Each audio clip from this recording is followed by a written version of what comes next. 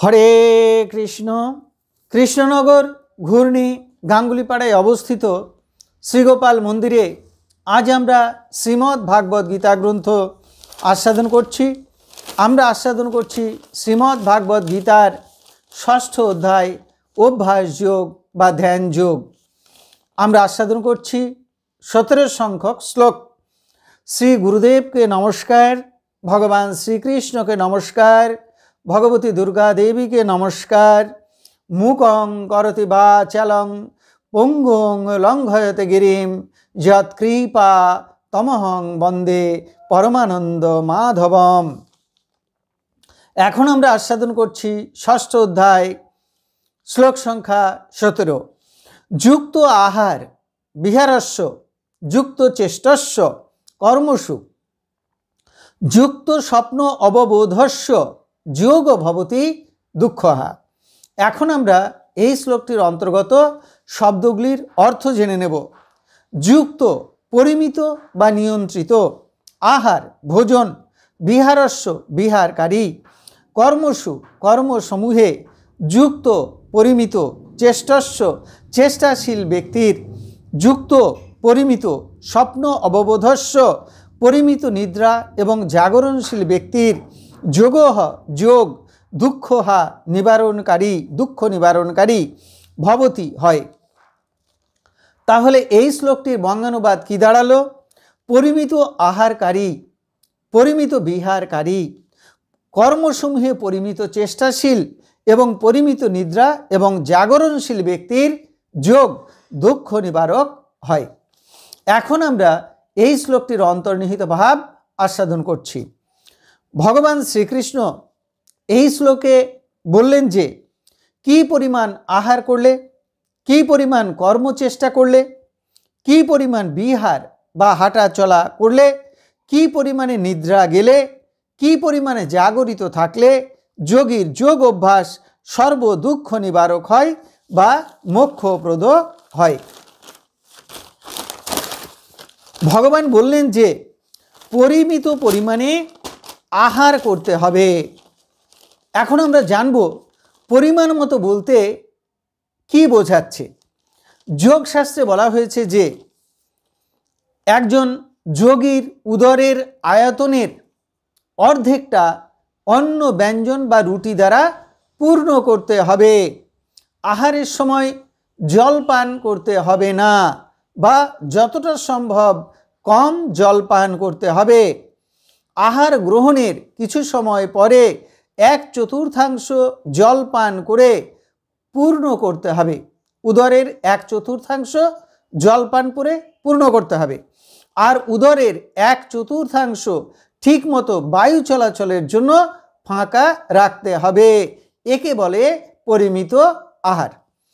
মহাপ্রভু রঘুনাথ দাসকে বলেছিলেন, জিহ্বার লালসায় ভালো মন্দ খাবে না, উদর পূর্তি করেও অতিরিক্ত খাবে না, শাকঅন্ন খেয়ে উদর ভরণ করবে আর ভগবানের ভজন করবে। যারা জিহ্বার লালসায় অতিরিক্ত খায় তারা শিষ্ণ উদর পরায়ণ হয়। প্রত্যেক যোগী নিজের নিজের সাধন পথের অনুকূলে পরিমিত পরিমাণে আহার করবেন। গীতায় ভগবান শ্রীকৃষ্ণ বলেছেন যে ঈষদুষ্ণ অন্ন ব্যঞ্জন, ডাল, শাকসবজি, ফলমূল, দুধ, পায়েস ইত্যাদি সাত্ত্বিক আহার গ্রহণ করতে হবে। অতিরিক্ত গরম, অতিরিক্ত ঝাল, অতিরিক্ত টক, মাছ, মাংস, পেঁয়াজ, রসুন ইত্যাদি রাজসিক আহার, এইগুলিকে ত্যাগ করতে হবে। অতিরিক্ত উগ্র খাবার বা অতিরিক্ত মশলা জাতীয় খাবার খাবেন না যোগীরা। অতিরিক্ত ঠান্ডা, বাসি, পচা, উচ্ছিষ্ট, দুর্গন্ধযুক্ত খাবার, রসবিহীন খাবার, শুষ্ক খাবার, তামসিক আহার এগুলি বর্জন করতে হবে। অতএব সাধকগণ তাদের নিজের নিজের ভজন পথের অনুকূল আহার গ্রহণ করবেন। এই যে আহার গ্রহণ, এ সম্পর্কে আরেকটি কথা আমাদের জেনে নিতে হবে। ইন্দ্রিয়ের কাছে এই যে চক্ষু, কর্ণ, নাসিকা, জিহ্বা, ত্বক এই ইন্দ্রিয়গুলোর কাছে রূপ, রস, শব্দ, গন্ধ, স্পর্শ এগুলো সব আহার।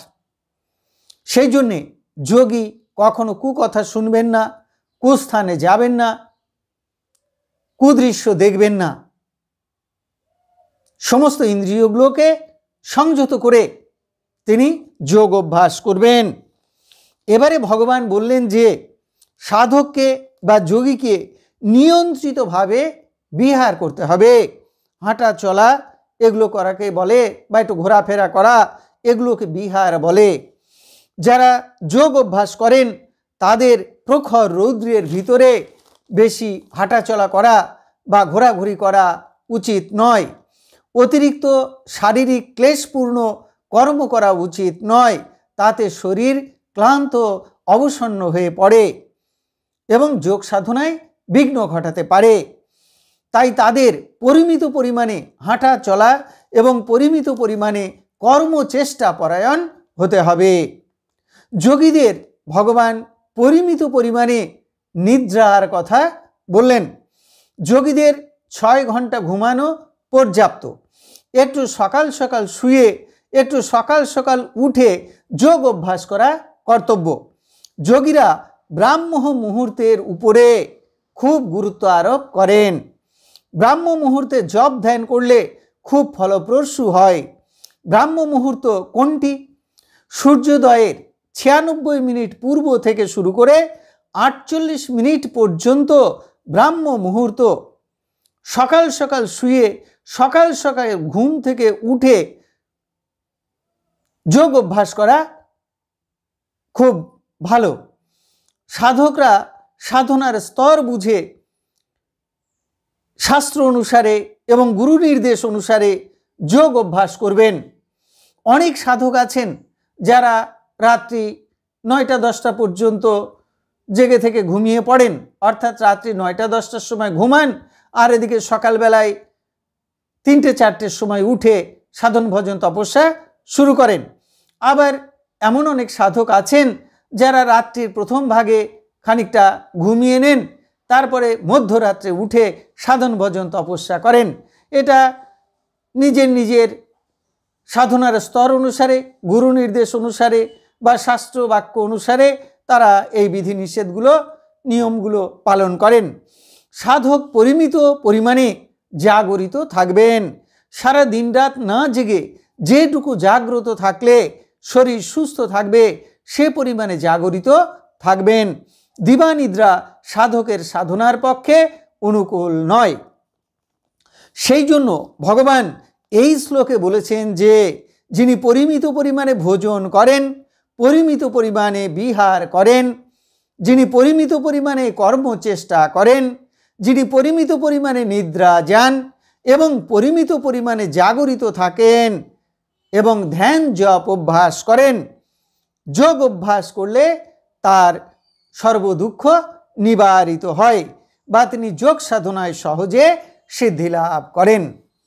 তাহলে এতক্ষণ আমরা শ্রীমদ্ ভাগবত গীতার 6ষ্ঠ অধ্যায় অর্থাৎ অভ্যাস যোগ বা ধ্যান যোগের 17 সংখ্যক শ্লোকটি আস্বাদন করলাম। আমি শ্লোকটি আরও একবার পড়ছি। ভগবান এই শ্লোকে বললেন যে পরিমিত আহারকারী, বিহারকারী, কর্মসমূহে পরিমিত চেষ্টাশীল এবং পরিমিত নিদ্রা এবং জাগরণশীল ব্যক্তির যোগ দুঃখ নিবারক হয়। এখন আমরা শ্রীমদ্ ভাগবত গীতার মাহাত্ম্য পাঠ করছি। শ্রী ভগবান উবাচ গীতা নামানি বক্সামি গুহ্যানি শৃণু পাণ্ডব কীর্তনাৎ সর্ব পাপানি বিলয়ং জানতি তৎক্ষণাৎ। গঙ্গা, গীতা চ সাবিত্রী, সীতা, সত্তা, পতিব্রতা, ব্রহ্মাবলী, ব্রহ্মবিদ্যা, ত্রিসন্ধ্যা, মুক্তিগেহিনী, অর্ধমাত্রা, চিদানন্দা, ভবগ্নি, ভ্রান্তিনাশিনী, বেদত্রয়ী, পরানন্দা, তত্তার্থ জ্ঞানমঞ্জরি ইত্যেতানি জপ নিত্যং নরনিশ্চল মানসঃ জ্ঞান সিদ্ধিং লভে নিত্যং তথান্তে পরমম পদম। হরি ওম তৎসৎ। এখন আমরা ভগবান শ্রীকৃষ্ণের নিকটে প্রার্থনা জানাচ্ছি, হে কৃষ্ণ কৃপা সিন্ধু, এই নাও তুমি আমার দেহ, এই নাও তুমি আমার মন, এই নাও তুমি আমার প্রাণ, এই নাও তুমি আমার আত্মা, এই নাও তুমি আমার জীবন যৌবন যথা সর্বস্ব। হে কৃষ্ণ কৃপা সিন্ধু, সারা দিন রাতের যত কাজ সব তোমার কাজ, এই সমস্ত কর্মের ফল তোমার, আমি উপলক্ষ মাত্র। হে কৃষ্ণ কৃপা সিন্ধু, তুমি পিতা, তুমি মাতা, তুমি আমার পুত্র, তুমি আমার কন্যা, তুমি স্থাবর জঙ্গম কীট পতঙ্গ লতাপাতা রূপে রূপে প্রতিরূপে তুমি বিরাজিত, তুমি ব্যতীত এই ত্রিভুবনে আর কিছু নেই। হে কৃষ্ণ কৃপা সিন্ধু, তোমার আতুল চরণে কোটি কোটি নমস্কার, পুনরায় তোমার আতুল চরণে কোটি কোটি নমস্কার। তুমি আমাদের শুদ্ধা ভক্তি দাও, ব্রহ্মজ্ঞান দাও, সকলের কল্যাণ করো, সকলের মঙ্গল করো।